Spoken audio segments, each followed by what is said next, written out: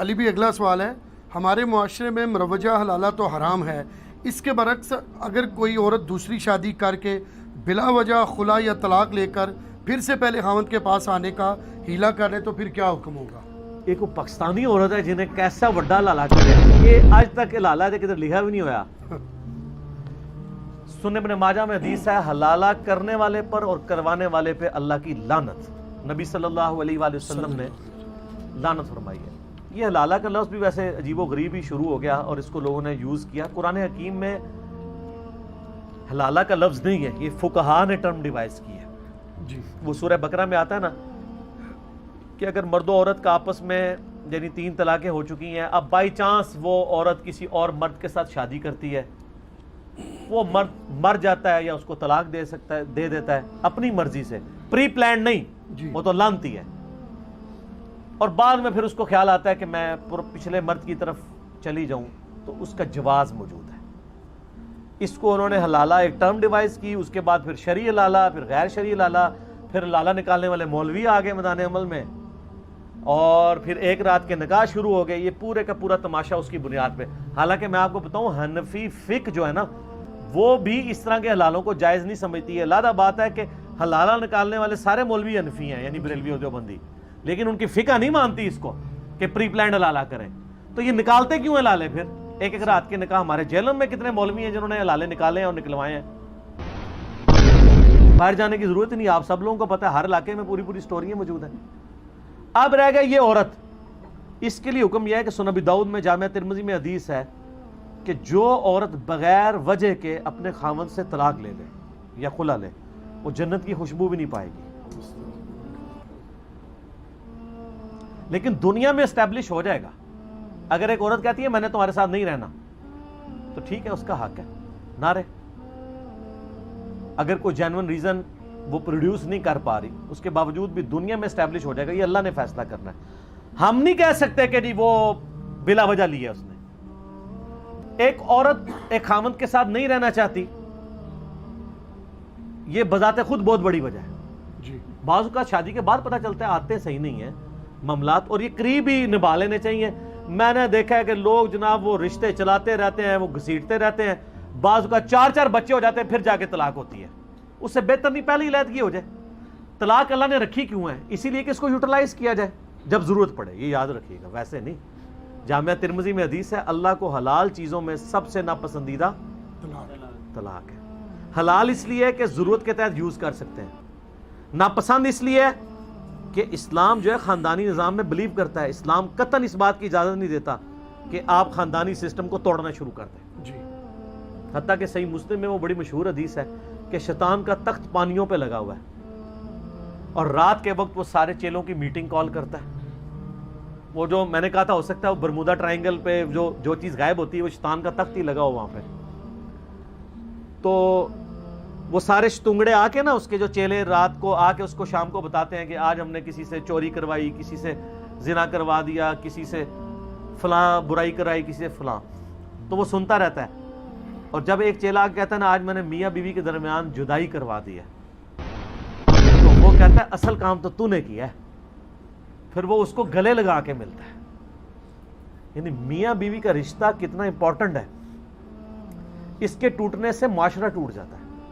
اسی لیے اسلام میں اس حوالے سے طلاق کو ناپسند کیا گیا۔ جی تو اگر یہ کوئی عورت ایسی ہوشیاری کر رہی ہے کہ وہ حلالہ خود اپنا نکلوا رہی ہے، ایڈی تیز ہے کہ وہ کہے کہ جی میں کسی مرد سے شادی کروں گی، پھر میں جا کے کورٹ میں خلا اپلائی کر دوں گی تاکہ میں پچھلے خاوند کی طرف، تو یہ سارے کے سارا غیر شرعی حلالہ ہی تصور ہوگا۔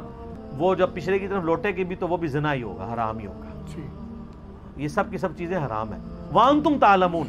لیکن دنیا میں یہ چیز اسٹیبلش ہو جائے گی، اس لیے کہ کسی کے دل کا حال تو میں نہیں پتا نا۔ بے شک کوئی دنیا میں قاضی یہ جج تو نہیں کر سکتا کہ اس نے پلان کر کے کیا یا واقعی ہوا ہے، صحیح۔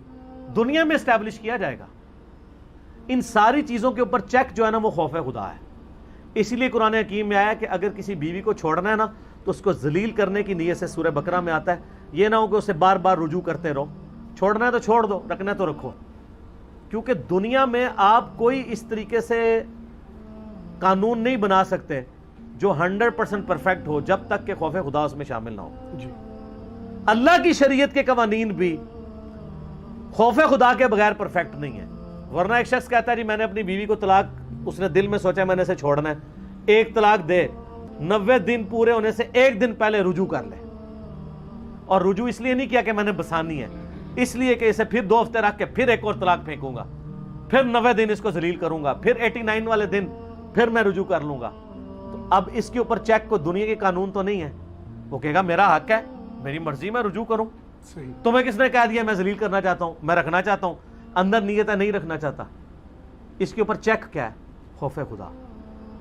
دنیا میں جتنے شریعت کے قوانین ہیں ان کے اوپر بھی چیک خوف خدا ہی ہے. وَأَنْتُمْ تَعْلَمُونَ, تم جانتے تو ہو. اسی لیے قرآن میں جو یہ بار بار آیا اِنَّهُ عَلِيمٌ بِذَاتِ الصُّدُورِ, اللہ سینوں کے چھپے ہوئے رازوں کو بھی جانتا ہے. یہ بات کیوں کہی جا رہی ہے کہ دنیا میں آپ دھوکہ دے لیں گے. صحیح مسلم میں حدیث ہے, اللہ تعالیٰ تمہاری شکلوں اور مال کو نہیں دیکھتا, دلوں اور اعمال کو دیکھتا ہے. آپ اپنی جو یہ بوتھی ہیں نا, سونی سونی نورانی چٹی چمڑیاں اے سی میں رہنے والی, کہتے نا پیر صاحب دی بڑی چٹی چمڑی ہے. پیر صاحب نو ایک دہاڑے ذرا جون جولائی دی گرمی جڑا نا اے ذرا پتھر کٹواؤ نا اے سڑک دے کنارے, ساری نورانیت باہر نہ آ جائے تو منو پھاڑ لینا. ساری نورانیت باہر آ جائے گی اگر یہ آ کے بجری کوٹے.